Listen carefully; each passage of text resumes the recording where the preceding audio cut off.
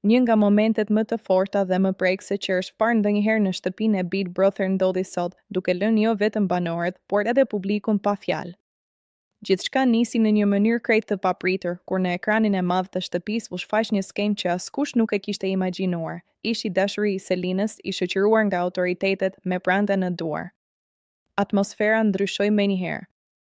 Nga një ambient i zakonshëm, i mbushur me biseda dhe dinamika të përditshme, gjithçka u kthye në heshtje dhe tension.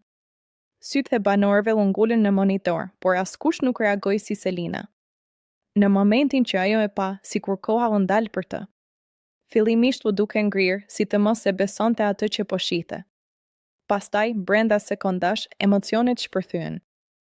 Lotët filluan t'i rribnin pa kontroll, frymëmarrja ju rëndua dhe zëri ju drodh teksa përpiqej të kuptonte çfarë po ndodhte. Ju lutem. Vëllai i madh, mos ma bëj këtë, ishin fjalët e saj të para, të thëna mes lotësh dhe dhimbjeje të thellë. Ishte një lutje e sinqertë, një reagim i pastër njerëzor që preku kudo që ndoqi atë moment.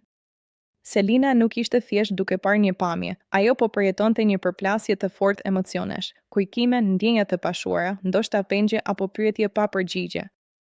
Trupi i saj reagonte me tension, duart i dridheshin, ndërsa lotët nuk pushonin. Ajo përpiqej të qëndronte e fortë, por dhimbja ishte e dukshme në çdo gjestë dhe në çdo fjalë të saj. Banorët e tjerë u afruan për ta qetësuar, por ajo dukej sikur ishte në një botë tjetër, një botë ku e shkuara dhe e tashmja u përplasën në mënyrën më të papritur të mundshme.